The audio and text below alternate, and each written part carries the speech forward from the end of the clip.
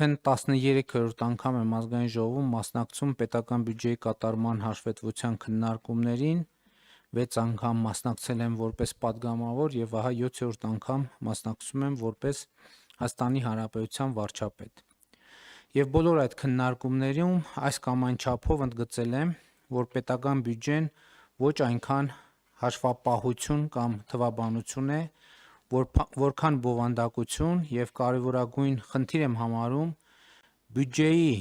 էության, այս էության ըմբռնումը ոչ միայն կառավարության անդամների եւ ազգային ժողովի падգամավորների, այլև ողջ հանրության համար։ Բյուջեն նաեւ թվային տեքստ է, որը պատմում է մեր իրականության, մեր հաջողությունների ու ձախողումների, մեր մարտահրավերների ու հնարավորությունների մասին։ Ու կարևոր է, որ մենք բյուջեի թվերը կարողանանք թարգմանել եւ դարձնել բովանդակային տեքստ եւ բովանդակային տեքստերը կարողանանք արտահայտել թվային ձևով։ 2024 թվականի պետական բյուջեի եկամուտները կազմել են 2 տրիլիոն 579 միլիարդ 200 միլիոն դրամ։ Սա նշանակում է, որ մենք բոլորս մեր աշխատանքով այսքան գումար ենք տվել, բերել, փոխանցել պետական բյուջե, որը մեր երկրի ընտանեկան բյուջեն է։ Այս թիվը արտահայտում է մեր բոլորի աշխատանքի արդյունքը։ Վարչապետ, կառավարություն, ազգային ժողով, կառավարությանը ենթակա մարմիններ, բայց նաև քաղաքացիներ։ Խոսքը բոլոր առանց բացառության բոլոր քաղաքացիների մասին է։ 2024 թվականին նրանց մի մասը չի աշխատել, մյուս մասը աշխատել է։ Իդեպ ասեմ, որ 2024 թվականի նոյեմբերին Հայաստանի Հանրապետության բոլոր ժամանակների գրանցված եւ աշխատավարձով ապահովված աշխատատեղերի բացարձակ ռեկորդ է սահմանվել։ 2024 թվականի նոյեմբերին գրանցվել է 782,832 աշխատատեղ, որը 192,613-ով կամ 32%-ով ավել է 2018 թվականի նոյեմբերի ցուցանիշից։ Այս տարվա ապրիլին, սակայն, արդեն գրանցվել է աշխատավարձերով ապահովված աշխատատեղերի նոր պատմական ռեկորդ՝ 783,547, որը 2018 թվականի ապրիլի նկատմամբ ավել է 242,119-ով կամ 44.7%-ով։ Այսինքն այս պահին արդեն լիարժեք ամփոփված մեր վերջին տվյալն է սա։ Մայիսի տվյալները դեռ ամփոփված չեն։ Այսինքն 2018 թվականի հեղափոխությունից հետո Հայաստանում ստեղծվել է 242,119 աշխատատեղ։ Ընդ որում աշխատավարձով ապահովված եւ կարեւոր եմ համարում ասել, որ ես գիտեմ, որ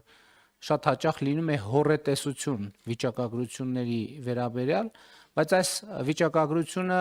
ավելի քան վստահելի է, ինչու, որովհետեւ այս աշխատատեղերը կոնկրետ մարդկանցով, անուն ազգանուններով, վճարված աշխատավարձերով եւ աշխատավարձի դիմաց վճարված եկամտային հարկով ապացուցելի է, այսինքն այս մի թիվը, որը չի կարող ընդհանրապես որևէ առարկության տրվել։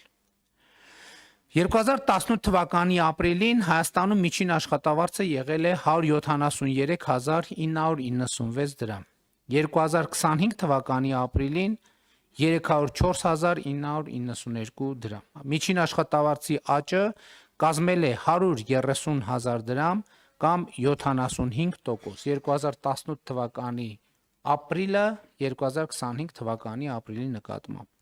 Նույն ժամանակահատվածում հանրագումարային գնաճը, կուտակային գնաճը կազմել է 25%։ Սա թերևս հարցի պատասխանն է, կամ կարող է մեզ օգնել պատասխանել հարցին, թե մարդիկ, որովհետև մամուլում, սոցիալական ցանցերում, քաղաքական հարթակներում այս հարցը հնչում է, թե մարդիկ այսօր ավելի լավ են ապրում, թե ավելի վատ 2018 թվականի համեմատ։ Այս թիվը վկայությունն է այն բանի, որ մարդիկ Հայաստանում ավելի լավ են ապրում եւ ավելի լավ են ապրում գնաճի հաշվառումով եւ ավելի լավ են ապրում շուրջ 50%-ով։ Այսինքն իրենց ապրածի կեսի չափով, եթե պատկերավոր նկարագրենք, ավելի լավ են ապրում։ Սա իհարկե չի նշանակում, որ մարդիկ Հայաստանում գոհ են իրենց կյանքից։ Նախ այս ասածս վերաբերվում է աշխատող մարդկանց, բայց մյուս կողմից տեսնում ենք, որ մենք մեզ տեսանելի աշխատող մարդկանց թիվը էականորեն ավելացել է։ Երկրորդն էլ մարդիկ ինչու կարող են գոհ չլինել իրենց կյանքից։ Մի շատ պարզ, հասկանալի եւ լեգիտիմ պատճառով, որովհետեւ մարդիկ ուզում են ավելի լավ ապրել եւ ուզում են ավելի լավ ապրել ինչու, որովհետեւ տեսնում են, այսօրվա Հայաստանում տեսնում են, որ ավելի լավ ապրելը հնարավոր է։ Ավելի լավ ապրելը հնարավոր է, այսինքն էս էլ է շատ կարևոր հանգամանք, որովհետև մարդիկ կարող են տեսնել, որ ավելի լավ ապրելը հնարավոր չի,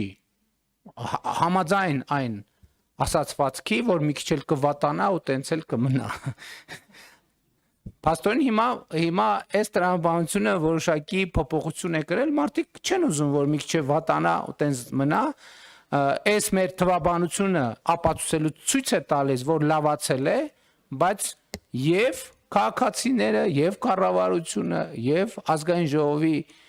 մեծամասնությունը առավել եւս լեգիտիմ կերպով համարում են, որ այնքան չի լավացել, որ մենք գոհ լինենք այդ լավացման աստիճանից։ Եվ հետեւաբար մեր խնդիրը ոչ միայն այս թվաբանության աճը ապահովելն է, այլև գոհունակություն ապահովելն է, որը շատ մասշտաբային խնդիր է, որին ավելի ուշ կանդրադառնամ։ Բայց ուզում եմ ընդգծել նաև մի փոքր առաջ անցնելով, որ այդ գոհունակության ընկալումը շատ ուղիղ կապ ունի պետական բյուջեի մեր ընկալումների հետ։ Այսինքն ապրելուց կյանքից գոհ լինելը կապ ունի պետական բյուջեի մեր ընկալումների եւ պետական բյուջեի հետ։ Բայց մինչ այդ մեկ ուրիշ թիվ էլ մեջբերեմ։ 2025 թվականի ապրիլի ընդհանուր բոլոր աշխատողների աշխատավարձի ֆոնդը համախառն կազմել է 238 միլիարդ 975 միլիոն դրամ։ 2025 թվականի ապրիլին 238 միլիարդ 975 միլիոն դրամ։ 2018 թվականի ապրիլին, խնդրում եմ թվերին ուշադրություն դարձրեք, 94 միլիարդ 206 միլիոն դրամ։ Սա կրկնում եմ բոլոր աշխատողների, բոլոր գրանցված աշխատավարձն է եւ այս թիվը 2025 թվականի ապրիլին 2018 թվականի ապրիլի նկատմամբ աճել է 144 միլիարդ դրամով կամ խնդրում եմ ուշադրություն 153%-ով։ Այսինքն Հայաստանի Հանրապետությունում գրանցված աշխատավարձային ֆոնդը 2025 թվականի ապրիլի դրությամբ ավելի քան կրկնապատկվել է 2.5 անգամ ավելացել է 2018 թվականի ապրիլի համեմատ։ Այս թիվը դժվար է նույնիսկ մեկնաբանել։ Ես օրինակ մտածում եմ ինչ մեկնաբանեմ, ինչ մեկնաբանություն տամ ես այս թվին, այս տարբերությունը շատի ու քչի մասին չի ամենևին, որովհետև սա մի դեպք չի, որ ասենք տեսեք այն ժամանակ քիչ է եղել, հիմա շատ է։ Սա տարբերությունը պետության եւ չպետության միջև։ Մենք չենք կարող այս թվերը համեմատել, ասել գիտեք, տեսեք թիվը այն ժամանակ ինչքան քիչ է եղել, հիմա ինչքան շատ է, որովհետև սա այդ կատեգորիայի եւ այդ հարթության մասին չի։ Սա պետության ու չպետության մասին է։ Վերադառնալով 238 միլիարդ 975 միլիոն դրամ աշխատավարձի ֆոնդին, չեմ ժխտի, որ այստեղ մտնում են թե այն մարդկանց աշխատավարձերը, ովքեր ստանում են 3-ից 4 միլիոն կամ նույնիսկ ավել աշխատավարձ, թե այն մարդկանց աշխատավարձերը, ովքեր ստանում են 80,000 դրամ աշխատավարձ։ Նաև նրանցը, ովքեր աշխատում են կես կամ 1/4 դրույքով եւ ստանում են ասենք ավելի քիչ։ Այսինքն այս բոլոր աշխատավարձերի հարագումարն է։